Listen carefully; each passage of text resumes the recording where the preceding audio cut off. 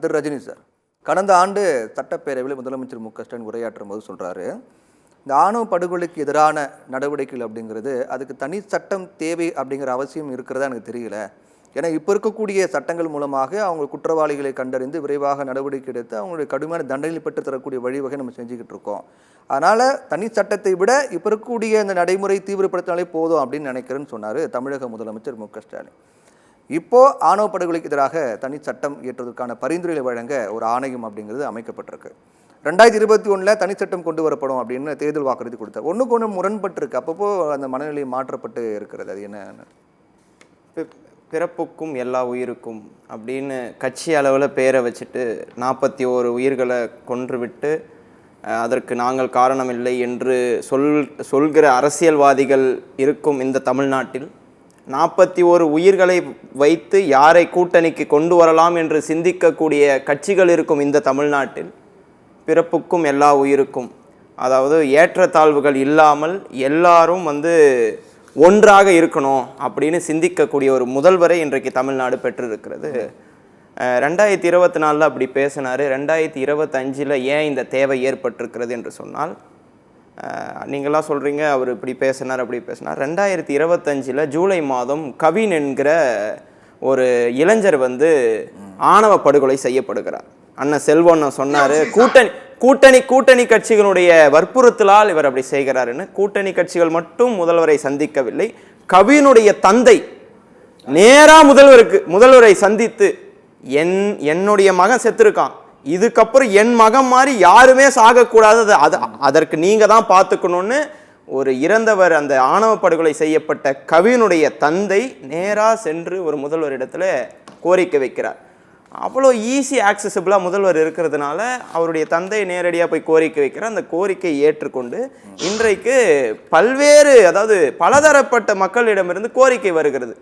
இது ஆணவ படுகொலைகள் தடுக்க வேணும் அப்படின்னு சொல்லிட்டு அதுக்கு இன்னைக்கு KN பாஷா நம்முடைய உயர்நீதிமன்ற முன்னாள் நீதிபதி தலைமையில் இன்னைக்கு ஒரு ஆணையம் அமைக்கப்பட்டிருக்கு. அந்த ஆணையம் பரிந்துரைகளை தரும். எந்த மாதிரியான தண்டனைகள் கொடுக்கலாம், இப்படி கைது செய்யப்படுபவர்கள் மீது எந்த மாதிரியான தண்டனைகள் கொடுக்கலாம், இதற்கு முன்பாக ஆணவ படுகொலை யார் யாரெல்லாம் அங்கே அந்த ஆணவ படுகொலையை செய்திருக்கிறார்களோ அவர்களுக்கெல்லாம் கடுமையான தண்டனையை தமிழ்நாடு அரசும் தமிழக காவல்துறையும் இன்றைக்கு வழங்கி இருக்கிறது. அவர்களுக்கு கடுமையான தண்டனை இன்று கூட யார் யாரெல்லாம் இந்த விஷயத்துல இந்த மாதிரி ஆணவ படுகொலையில சிக்கிறாங்களோ எல்லாருக்குமே கடுமையான தண்டனை விதிக்கப்பட்டிருக்கிறது. அதுல மாற்று கருத்து கிடையாது. அது அண்ணன் செல்வன் சொன்னாரு, பாஜக தலைவர் அண்ணாமலை அப்படின்னு சொல்லிட்டு. நயினார் நாகேந்திரனா பாஜக தலைவர் அண்ணாமலையான்னு நீங்க பேசுகிற உங்கள் வாய்ப்புல இருக்கிறப்ப நீங்க பேசிக்கலாம், என்னுடைய வாய்ப்புல நீங்க குறுக்கிட வேண்டாம். அதாவது சாதி ஒழியணும்னா நான் பேசுறது நீங்க பேசுறப்போ நான் குறுக்கிடவில்லை, நான் பேசுறப்ப நீங்க சொல்லக்கூடாது. அதே மாதிரி பிரதமர் மோடியை சந்திக்கிற போதும் நம்முடைய முதல்வர் வைத்த கோரிக்கை அதாவது அந்த SC STக்கு பின்னாடி இன்னுன்ற எழுத்து போடுறாங்க. அந்த ஜாதிக்கு பின்னாடி இன்னுன்றது அந்த விகுதி மாற்றம் செய்யப்பட்டு இருன்னு மாத்துங்க, அதுக்கு ஒரு தனிச்சட்டம் கொண்டு வாங்கன்னு சொல்லி பிரதமர் மோடியிடமே கோரிக்கை வைக்கிறார். ஸ்டெப் பை ஸ்டெப்பா இதுக்கு முன்னாடி என்ன செய்து தமிழக அரசு? ஜாதியின் பெயர்களை தெருக்களில் இருந்து அகற்றியது தமிழக அரசு.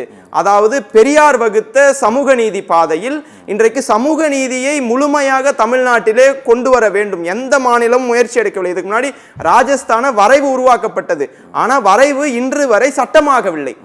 அதாவது ஏன் நீங்க அப்ப பண்ணல, ஏன் நீங்க 2021 பண்ணனா, ஆளுநராக இருப்பவர் அன்னைக்கு உருவாக்கி அனுப்பி வைத்த சட்டங்களையே அவர் நிலுவையிலே வைத்திருக்கிறார். அப்போ அந்த சட்டங்களை நிறைவேற்றினால் மீண்டும் ஒரு சட்டத்தை உருவாக்கி அவரிடத்துல நாம் பர்மிஷன் வாங்கணும். அவர் தான் அதுக்கு அலோவ் பண்ணணும். ஆனா அவர் காலம் கடத்தி இதற்கான அனுமதி அவர் வழங்குறது கிடையாது. அதனால இன்னைக்கு அதாவது அரசியலா அக்கறையான்னு கேட்கிறாங்க.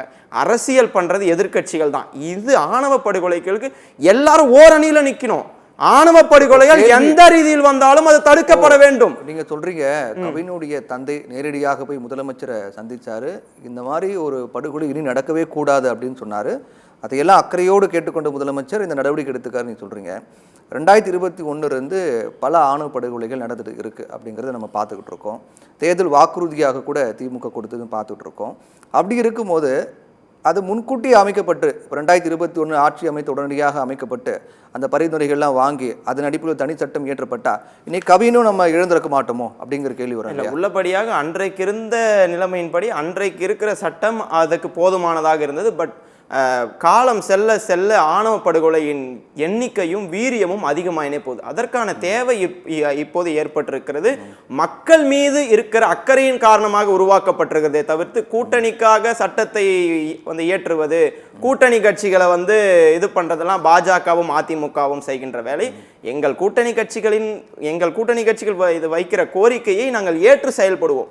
ஆனால் கூட்டணி கட்சிகள் வைத்த கோரிக்கை மட்டுமல்ல, பல தரப்பு ஆணவ படுகொலை, ஒரு கொலை நடக்குதுன்னா நானும் வேண்டாம், அந்த கொலை நடக்கக்கூடாதுன்னு தான் சொல்லுவேன், நீங்களும் அதான் சொல்லுவீங்க. அதாவது அவர் சொல்றாரு குற்றமே நடக்கவில்லை, அதாவது வந்து குற்றம் வந்து இந்தியாவிலே வந்து ஆணவ படுகொலையே இல்லை, அதாவது ஜாதிய இதே இல்லைன்றார் அண்ணன் செல்வண்ண. அண்ணன் வந்து 2022 அதிகமா ஆணவ படுகொலைகள் நடந்த மாநிலம் மத்திய பிரதேஷ். அங்க ஆள்றது பிஜேபி. அந்த பிஜேபி மத்திய பிரதேசல இதுவரையில் அதுக்கு ஏதாவது நடவடிக்கை எடுக்கப்பட்டிருக்குதா சொல்லுங்க. பிஜேபி ஆளும் மாநிலங்கள்ல தமிழ்நாட்டில் கம்பேர் பண்றப்போ அதிகமான ஆணவ படுகொலைகள் நடைபெற்று வருகிறது.